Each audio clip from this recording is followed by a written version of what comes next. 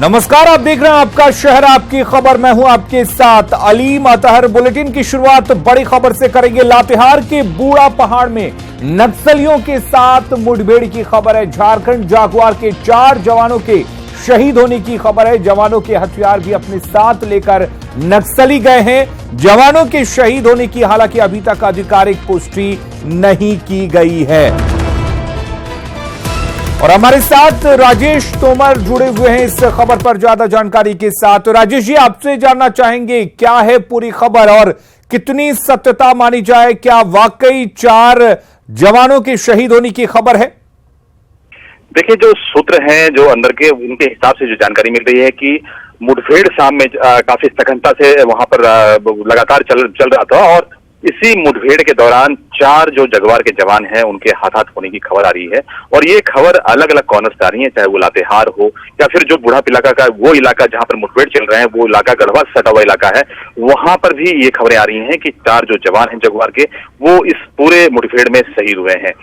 अब सबसे बड़ा सवाल ये है कि जिस तरह से मुठभेड़ चलना जो इलाका है वो बहुत ही सघन इलाका है अलीम। ऐसे में जो वहां पर अधिकारी हैं उनका कोई फोन संपर्क नहीं हो पा रहा है। पुलिस मुख्यालय इसके बारे में अभी फिलहाल कोई पुष्टि नहीं कर रहा है, लेकिन जो खबर आ रही है वहां से, वो जो छनछन का खबर आ रही है उसके हिसाब से कहा जा रहा है कि वहां पर 4 जवान शहीद हुए हैं। अलीम, राजेश जी, जिस तरह से लगातार जो सुरक्षा बल के जवान हैं, पुलिस हैं या सीआरपीएफ के जवान हैं, नक्सलियों पर एक तरह से नकेल कसने की तैयारी की जा रही थी, उसके बाद अगर वाकई में नक्सलियों ने इसे अंजाम दिया है तो एक बड़ा झटका माना जाएगा सुरक्षा बलों के लिए। बिल्कुल अलीम, देखिए लंबे समय से झारखंड में अभियान चलाए जा रहे हैं, चाहे वो अलग अलग इलाका हो। हालांकि अभी हाल के दिनों में बूढ़ा पहाड़ के आसपास पुलिस की काफी सक्रियता थी।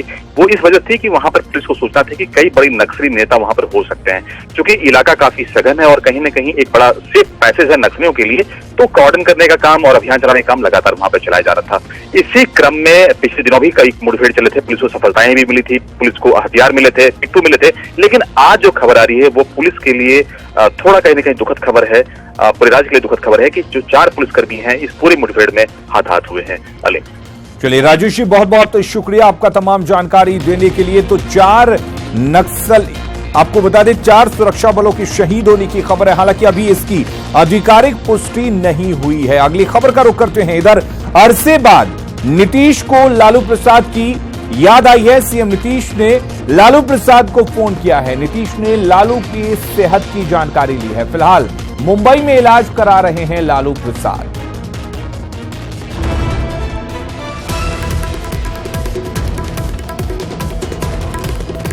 तो इसके काफी कुछ सियासी मायने निकाले जा सकते हैं। जिस नीतीश कुमार ने लालू प्रसाद से पूरी तरह से मुंह फेर लिया था, अब एक बार फिर से नीतीश कुमार को लालू प्रसाद की याद आई है। लालू प्रसाद को फोन कर उनका हालचाल जाना है। आपको बता दें लालू प्रसाद का इलाज चल रहा है फिलहाल मुंबई में, और इसी दौरान नीतीश कुमार ने फोन कर लालू प्रसाद का हालचाल जाना है। हमारे साथ हमारे संवाददाता अमित झा जुड़े हुए हैं।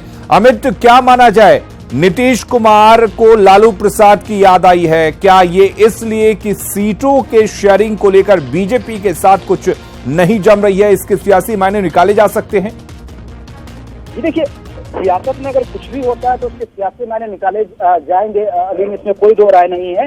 लेकिन फिलहाल के लिए जिस तरह से नीतीश कुमार ने फोन किया है, ये अपने आप में दिखलाता है कि कहीं ना कहीं फिर से, क्योंकि देखिए लालू प्रसाद यादव की तबीयत आज से खराब नहीं है। लगभग जब से लालू प्रसाद यादव जेल से रिम्स शिफ्ट हुए, उसके बाद एम्स गए, एम्स में उनके रिपोर्ट में आया था कि उनकी किडनी 60% तक डैमेज हो चुकी है। फिर वो उन्हें जमानत मिली, उसके बाद मुंबई गए, फिर ऑपरेशन करवाने गए। तो 4 महीने के बाद नीतीश कुमार ने लालू प्रसाद यादव को फोन किया है, तो ये अपने आप में बड़ी बात है और ये संकेत हो गया है। तो और ऐसे में हालांकि सियासी मायने इसके निकाले जाने शुरू हो चुके हैं, और लेकिन तेजस्वी यादव का जो ट्वीट आया है वो भी काफी इंटरेस्टिंग है। तेजस्वी यादव ने इस फोन पर भी नीतीश कुमार को कटघरे में खड़ा किया है, क्योंकि देखिए सियासत में हर पत्ते जो है अलीम, ये कहा जाता है कि पत्ते तभी खोले जाते हैं जब सब कुछ फाइनल हो जाता है। तो ऐसे में तेजस्वी यादव ने ट्वीट कर तमाम प्रयासों को जो सियासी मायने निकल रहे थे उससे नकारा है। तेजस्वी ने कहा है कि नीतीश कुमार को 4 महीने के बाद लालू जी की याद आई और एनडीए के नेता इससे पहले फोन कर चुके हैं, उनसे मुलाकात कर चुके हैं, तो ऐसे में नहीं निकाले जाने चाहिए। लेकिन नीतीश कुमार का फोन करना, वो भी 4 महीने के बाद, तो याद होगा कि जब जन्मदिन में उन्होंने फोन नहीं किया था, उन्होंने ट्वीट करके बधाई दी थी नीतीश कुमार ने लालू प्रसाद यादव को।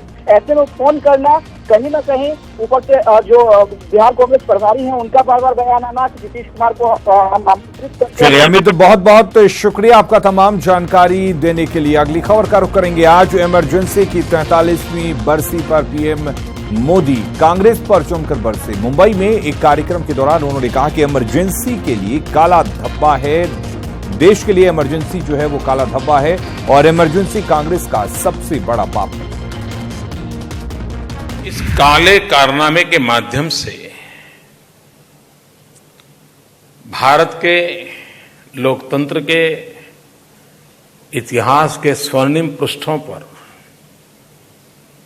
ये जो काला धब्बा लगा है, उसके माध्यम से इस पाप को करने वाली कांग्रेस पार्टी और उस समय की सरकार, उनकी आलोचना करने के मात्र के लिए हम काला दिन नहीं मनाते। देश ने कभी सोचा तक नहीं था कि सत्ता सुख के मोह में, परिवार भक्ति के पागलपन में लोकतंत्र और संविधान की बड़ी बड़ी बातें करने वाले लोग हिंदुस्तान को जेल खाना बना देंगे। सब तो मंगलवार का पूरा दिन ये तेरा आपातकाल में निकल गया। बीजेपी बनाम कांग्रेस की इस सियासी लड़ाई में हिटलर भी याद आया और औरंगजेब भी। कभी सोचा तक नहीं था कि सत्ता सुख के मोह में, परिवार भक्ति के पागलपन में हिंदुस्तान को जेल खाना बना देंगे। 43 साल पहले लगाए गए आपातकाल पर जब पीएम मोदी ने कांग्रेस को कटघरे में खड़ा किया तो बीजेपी और कांग्रेस आमने सामने आ गई। बीजेपी ने आपातकाल लगाने वाली पूर्व पीएम इंदिरा गांधी की तुलना हिटलर से कर दी, तो कांग्रेस ने भी पीएम मोदी की तुलना औरंगजेब से कर बीजेपी पर हमला बोला। कांग्रेस के अध्यक्ष देवकांत बरुआ, अब इंदिरा जी उनको बनाया उनका अध्यक्ष कांग्रेस पार्टी का, उन्होंने कहा था Indira is India, India is Indira, जैसे Hitler is Germany and Germany is Hitler. ये भूल गए कि औरंगजेब ने तो केवल पिता को बंधक बनाया था, पर 49 महीने के एक घोषित आपातकाल में आज के औरंगजेब मोदी जी ने तो स्वयं की पार्टी सहित पूरे प्रजातंत्र को बंधक बना लिया।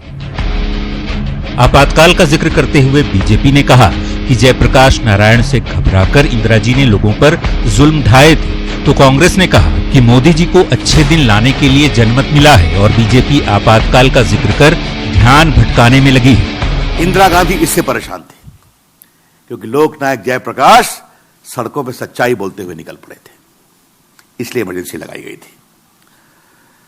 मित्रों, इतना इनह्यूमन बिहेवियर हुआ था। मोरारजी देसाई और जेपी दोनों को सोहना गेस्ट हाउस में रखा गया था, हरियाणा। जब वो घुसे तो एक को ऊपर में एक को नीचे में, तो कहा गया हम लोग को साथ नाश्ता करने दो। कहा नहीं, कहा तुम दोनों हम लोग के बीच में बैठ जाओ। पुलिस वाले कहा नहीं, you can't meet. Modi ji को 43 साल पुराने 21 महीने के आपातकाल पर जनमत नहीं मिला। मोदी जी को जनमत मिला था अच्छे दिन के आधार पर, गुड गवर्नेंस के आधार पर, दलितों और आदिवासियों के घर में दीपक जलाने के आधार पर। ध्यान मत भटकाइए। इस दौरान बीजेपी ने कहा कि कांग्रेस के डीएनए में आपातकाल है, तो कांग्रेस ने कहा कि 43 साल पहले की तरह आज भी बीजेपी सूट बूट की सरकार के जरिए पूंजीपतियों को फायदा पहुंचाने में जुटी है। कांग्रेस का चाल, चरित्र और चेहरा इमरजेंसी से प्रभावित आज भी है, क्योंकि कांग्रेस के डीएनए में इमरजेंसी का समर्थन है। जनसंघ और जनता पार्टी की विचारधारा तब भी राजा महाराजाओं, जमींदारों, मुनाफाखोरों और सूदखोरों और मुट्ठी भर बड़े लोगों को फायदा पहुंचाने की थी, और आज भी 43 साल बाद सूट बूट की मोदी सरकार उसी का परिचायक है। इस आर पार की लड़ाई में जुडिशियरी का भी जिक्र हुआ, जिसमें बीजेपी और कांग्रेस ने एक दूसरे पर गंभीर आरोप लगाए। जुडिशरी के साथ जो कांग्रेस ने व्यवहार किया है, it tried to threaten the judiciary and I am saying with full sense of responsibility. Congress party ने भारत की न्यायपालिका की गरिमा को गिराया ही नहीं, उसको धमकाने की कोशिश की है। 49 महीने से देश की सर्वोच्च न्यायालय के जजों को न्याय मांगने के लिए जनता के दरबार में गुहार लगाने पर मजबूर नहीं किया जाता। जाहिर है आपातकाल देश का एक ऐसा जख्म है जिसको जब जब याद किया जाएगा उससे कांग्रेस अंदर तक हिल जाएगी। और आपातकाल के 43 साल बाद भी ऐसा ही हुआ। बीजेपी ने आपातकाल को याद किया तो कांग्रेस तिलमिला गई और मोदी सरकार पर हमला करने में जुट गई। Bureau report, News 18 Network. Madhya Pradesh, Chhattisgarh और राजस्थान में होने वाले विधानसभा चुनाव में ईवीएम की नई मशीन से वोटिंग होगी। ये तीसरे जनरेशन की M3 मशीनें हैं, जिसमें छेड़छाड़ की संभावना ना के बराबर होगी। न्यूज़ 18 से बातचीत करते हुए मुख्य चुनाव आयुक्त ओपी रावत ने कहा कि इस मशीन में किसी तरह की छेड़छाड़ की स्थिति में यह काम करना बंद कर देगी। मशीनें हम यूज़ करेंगे मध्य प्रदेश, राजस्थान, छत्तीसगढ़ और मिजोरम में, वो M3 मशीन है, 3rd जनरेशन की मशीनें हैं। इनमें एक बहुत अच्छी फीचर है कि अगर मशीन को ये अनुभव हो कि कोई गलत तरीके से छू रहा है, खोलने की कोशिश कर रहा है या कुछ कर रहा है, तो वो फैक्ट्री मोड में चली जाती है और फिर उसके बाद वो काम नहीं करती है, वो फैक्ट्री में ही खुल के काम करेगी। फिर वो सभा चुनाव भी हैं, करीब 450 स्टेट लेवल मास्टर ट्रेनर जो एक्सक्लूसिवली ईवीएम और वीवीपैट पर ट्रेनिंग देंगे, उनको ट्रेन कर दिया। उन्होंने प्रदेशों में जाके डिस्ट्रिक्ट लेवल मास्टर ट्रेनर्स को ट्रेन किया है और वो डिस्ट्रिक्ट लेवल मास्टर ट्रेनर जो है नीचे की जो पोलिंग पार्टीज के लोग हैं उनको ट्रेन करेंगे। तो इस तरह से ट्रेनिंग का बहुत ही बृहत कार्यक्रम बनाया गया है। इसके साथ साथ हम लोग ईवीएम की और वीवीपैट की अवेयरनेस का भी, जहाँ भी पोल है जैसे मध्य प्रदेश, राजस्थान वगैरह हैं, वहाँ भी बृहत कार्यक्रम बना के सबको दिखाएंगे कि ये कितनी अच्छी मशीन है, आप आइए, वोट डालिए और देखिए, काउंट करिए, उसमें कोई अंतर नहीं आपको मिलेगा। सारे स्टेक होल्डर्स, सारे वोटर्स, सबको अवेयर कराएंगे। तीन नेत्र चल रहा था, उसके तहत ये एप्लीकेशन तैयार किया जा रहा है। इसका पायलट जो है बेंगलोर में हुआ। बेंगलोर में इस एप्लीकेशन को बनाया और लॉन्च किया कि अगर आप डाउनलोड कर लेते हैं as a voter, as a citizen, as a responsible citizen, तो आप कहीं भी कोई भी गलती अगर इलेक्शन से संबंधित देखें, आप उसका वीडियो बना लें या फोटो खींच लें और उसको सबमिट कर दें, तो वो सीधा लैटिट्यूड लॉन्गिट्यूड से वो आइडेंटिफाई कर लेगी कंस्टिट्यूंसी से आरओ से उसका फ़ोन नंबर, और वो वीडियो या वो फोटो सीधा आरओ के पास पहुंच जाएगा।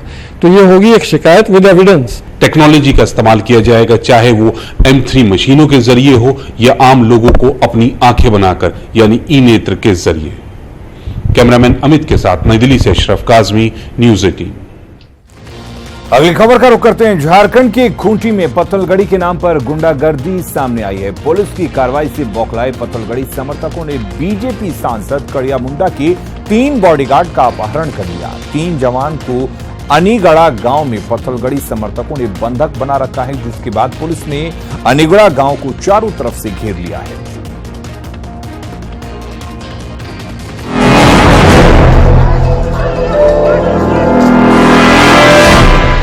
ये तस्वीरें पत्थलगड़ी समर्थकों और पुलिस के बीच हुई झड़प को बयां कर रही हैं। खूंटी में पुलिस की कार्रवाई के बाद पत्थलगड़ी समर्थकों में गुस्सा फैल गया और फिर पुलिस और पत्थलगड़ी समर्थक आमने सामने आ गए। दोनों के बीच भिड़ंत का मामला भी हम आपको बताएंगे, लेकिन उससे पहले क्या हुआ जरा ये भी जान लीजिए। खूंटी पुलिस ने पत्थलगड़ी के मास्टरमाइंड यूसुफ पूर्टी के घर कुर्की जब्ती की। आरोपी के घर से कई किताब और सामान भी जब्त किए गए। कुर्की जब्ती के बाद पत्थलगड़ी समर्थकों में हड़कंप मच गया। ये तो हुई यूसुफ पूर्टी की बात। अब आगे बढ़ते हैं। घाघरा गांव में पत्थलगड़ी कार्यक्रम था। पुलिस को इसकी जानकारी मिली और वो घाघरा गांव के लिए निकल पड़ी, लेकिन पुलिस घाघरा गांव पहुंच पाती इससे पहले ही घाघरा ग्राम सभा में जाने के दौरान चंडीडी में पुलिस और पत्थलगड़ी समर्थकों के बीच नोकझोंक हो गई। पुलिस से झड़प के बाद पत्थलगड़ी समर्थकों ने घाघरा ग्राम सभा में वोटर कार्ड और आधार कार्ड को जला दिया। बात यही नहीं थमी। पुलिस की कार्रवाई से बौखलाए पत्थलगड़ी समर्थकों ने सांसद कड़िया मुंडा के 3 बॉडीगार्ड का अपहरण कर लिया। वैसे बैठे हम लोग 4-5 आदमी, एक बैग उधर से 2-4 आदमी आया पहले, फिर हम अंदर घर में घुसने नहीं देंगे बोल करके हम ग्रिल को सटा करके हम अंदर चले गए, चुपचाप हो गए। अब देख रहे हैं कि भगझक बढ़ रहा है। यहाँ से हमारा जानकारी में 3 जवान। 5 युवतियों के साथ सामूहिक दुष्कर्म के मामले में पहले ही खूंटी सुर्खियों में है। अब इस घटना के बाद से इलाके में सुरक्षा को लेकर सवाल उठ रहे हैं। पत्थलगड़ी के नाम पर कानून हाथ में लेने को किसी भी कीमत पर बर्दाश्त नहीं करने की चेतावनी मुख्यमंत्री ने पहले ही दे दी है। न्यूज़ 18 के लिए खूंटी से अरविंद की रिपोर्ट। बिहार के कड़े शराबबंदी कानून में संशोधन किया जा सकता है। अंतर्राष्ट्रीय नशा मुक्ति दिवस पर कार्यक्रम में मुख्यमंत्री नीतीश कुमार ने इसके संकेत दिए हैं। हालांकि सीएम ने साफ कर दिया है कि शराबबंदी कानून से कोई समझौता नहीं होगा।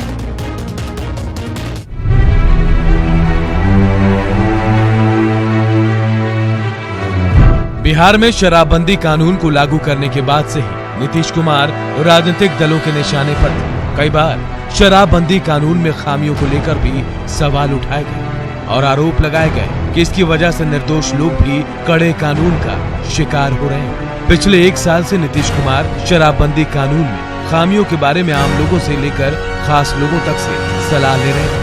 मादक पदार्थों के दुरुपयोग और अवैध व्यापार के खिलाफ अंतर्राष्ट्रीय दिवस समारोह में नीतीश कुमार ने साफ कर दिया कि शराबबंदी कानून में संशोधन का विधेयक इसी मानसून सत्र में पेश किया जाएगा। कि किस कानून के किस प्रावधान का दुरुपयोग हो रहा, एक एक चीज का विश्लेषण करके लोग तैयार कर रहे हैं और ये काम गृह विभाग और मद्य निषेध विभाग मिलकर के इस काम को कर रहा और संतोष अथवा उसमें विधि विभाग का भी मंतव्य लेकर उसको अंतिम रूप देंगे। हमारा द्वारा हाउस होगा मानसून सेशन और मैं समझता हूं हमने कहा इसके पहले पूरी समीक्षा कर लें, हम कोई हड़बड़ी में कोई काम नहीं करेंगे। नीतीश कुमार अपने पड़ोसी राज्यों से भी बेहद नाराज दिखाई दिए। उन्होंने कहा कि बिहार में शराबबंदी होने के बाद राज्य की सीमा से सटे पड़ोसी राज्यों की आमदनी बढ़ गई। नीतीश कुमार ने ऐसे राज्यों में शराब से होने वाली कमाई को घिनौना कहकर अपने गुस्से का इजहार भी किया। आज बिहार में हम लोगों ने प्रतिबंध लगाया है और उसके चलते उनको जो लाभ हो रहा है ये कैसा लाभ है? ये तो बहुत ही जिसको कहिए कि घिनौना लाभ है। नीतीश कुमार ने न केवल शराबबंदी बल्कि नशा मुक्ति को सफल बनाने के लिए पुलिस कर्मियों से भी सहयोग की अपील की। जाहिर है इस अभियान के साथ आम आदमी को भी खड़ा होना हो तभी पूरी कामयाबी मिल सकती है। न्यूज़ 18 के लिए पटना से आनंद अमृतराज की रिपोर्ट। और वहीं शराबबंदी कानून में संशोधन के संकेत पर आरजेडी नेता तेजस्वी यादव ने नीतीश कुमार पर हमला बोला है। तेजस्वी ने कहा कि नीतीश कुमार ने एक बार फिर पलटी मारी है। तेजस्वी ने यह भी कहा कि उनकी पार्टी लॉ एंड ऑर्डर की समस्या पर पूरे बिहार में आंदोलन करेगी। आज हमने मुख्यमंत्री जी की बात को सुना और वो कह रहे थे कि शायद संशोधन करने की जरूरत पड़ेगी और शायद वो करेंगे और इस पे काम भी चल रहा है। लेकिन यही मुख्यमंत्री जी पहले कहा करते थे कि कोई भी संशोधन करने की नौबत नहीं आएगी और ये कोई भी संशोधन नहीं करेंगे।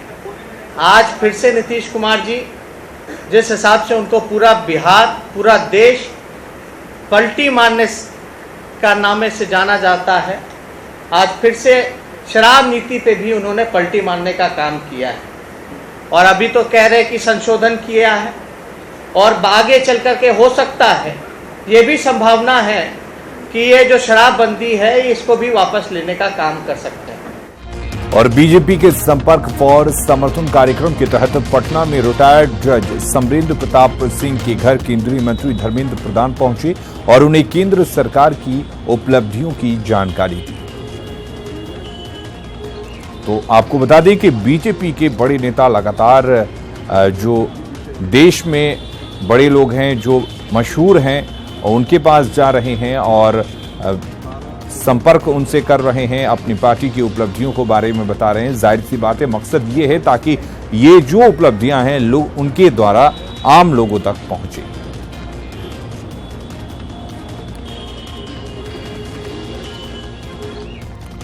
और बिहार में इंटर के बाद मैट्रिक की परीक्षा में भी बेटियों ने बाजी मारी है और पहले तीनों स्थानों पर लड़कियों ने कब्जा जमाया है। सिमुलतला आवासीय विद्यालय की प्रेरणा राज 457 अंक हासिल कर पहले नंबर पर रही हैं, तो प्रज्ञा और शिखा ने दूसरा, जबकि अनुप्रिया ने तीसरा स्थान हासिल किया है। टॉप 10 में कुल 23 छात्र छात्राएं हैं, जिनमें से 10 सिमुलतला आवासीय विद्यालय के हैं। जमुई के सिमुलतला में 2010 में स्थापित आवासीय विद्यालय नीतीश कुमार के ड्रीम प्रोजेक्ट के रूप में जाना जाता है। सिमुलतला आवासीय विद्यालय से 112 परीक्षार्थियों ने मैट्रिक की परीक्षा दी थी, जिनमें से 57 छात्र और 55 छात्राएं हैं।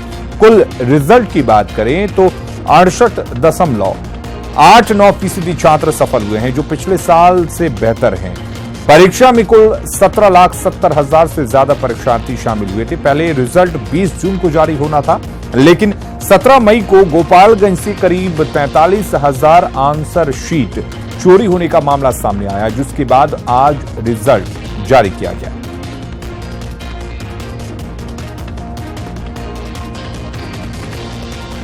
और आपका शहर आपकी खबर में फिलहाल के लिए इतना ही। नमस्कार।